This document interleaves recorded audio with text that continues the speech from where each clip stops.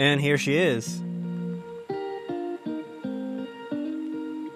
I haven't uploaded in 4 months, and here's why. So, for my fellow 26, 28, 29-year-olds, you know what it, kind of feels like to adult. You have so many new responsibilities. You got things that you want to do in life. You see your friends, having kids, buying houses, and you're over there modding, a 2022 BRZ. The last time I uploaded a video, my wife actually got pregnant, and we had a son named Santiago. His birthday is December 20th. So, I absolutely love being a dad. I love, seeing him grow. Right now he's 6 months, so he's just beginning to crawl. And it's such a journey, such an experience to see him grow.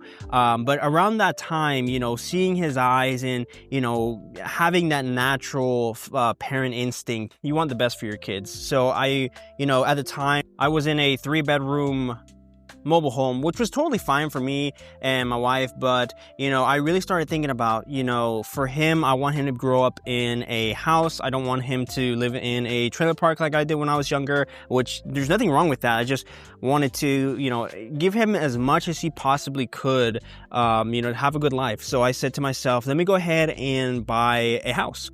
Something that I've always said that I wanted. I said I wanted, a house with 2-car garage and all the goodies. So in the journey, I don't know if you guys are on the same age as me, but if you are, you kind of understand where when you're buying a house, you have to have, of course, good credit, good work history, which I had all those things. But one thing that they do require you to have is a low debt to income ratio. So having the WRX at the time and having the BRZ, my debt to income ratio was a little bit higher than what they were looking for. So what I had to do is let go of one of the cars. And as you see, I had to pick the one that just didn't make the most sense, which was the BRZ, Sylvie, the 2022 BRZ that you guys seen on the channel, me modifying and everything. I said to myself, why would I get rid of the WRX, which is 4-door, for the BRZ? I love the BRZ.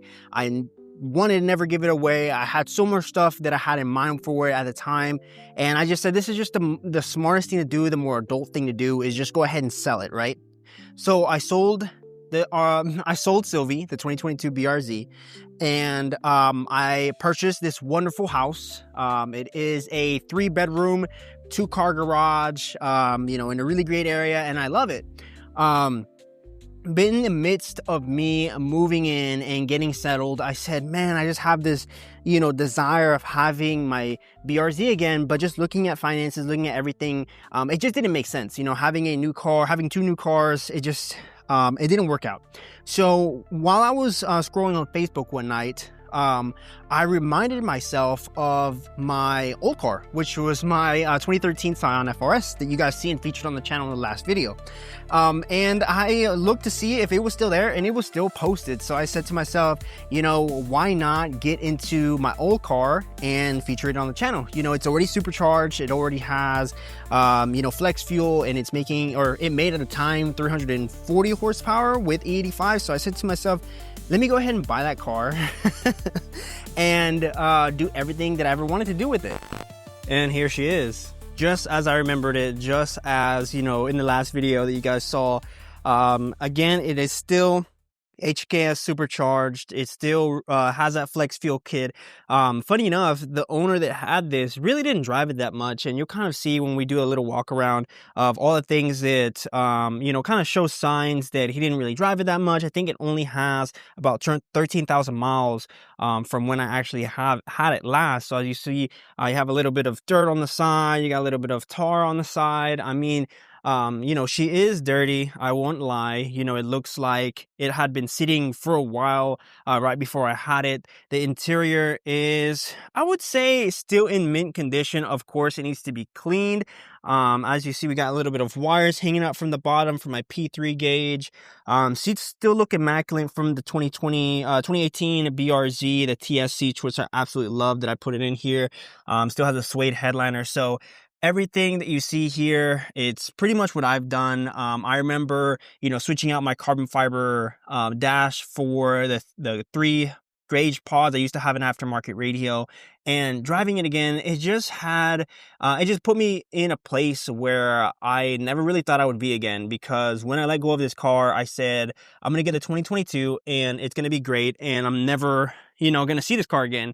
And to be able to be in the car, drive it, and not only drive it, but to own it again is just surreal, just having everything that I did to it at the time, and then having it in my hands again, it feels so good. I will be putting on my Olin suspension, my wheels and tires from Titan, my Corsa exhaust, full exhaust, and I'm going to be making this Sylvie 2.0, and that's exactly what I'm gonna call it, Sylvie 2.0. I'm gonna be putting on the Sylvie plate and everything that I had on Sylvie onto the FRS, and just making it exactly to what I wanted to at the time. Of course, the Brembos, the Titan 7s, it still has the BRZ headlights that I put on it. And I think in the long run, it's going to be way better than, the 2022 and newer BRZs and, GRD6s, because future plans I have for Sylvie 2.0. First, of course, with Sylvie, we wanted to do, the turbo kit, but with this one, since we already have the HKS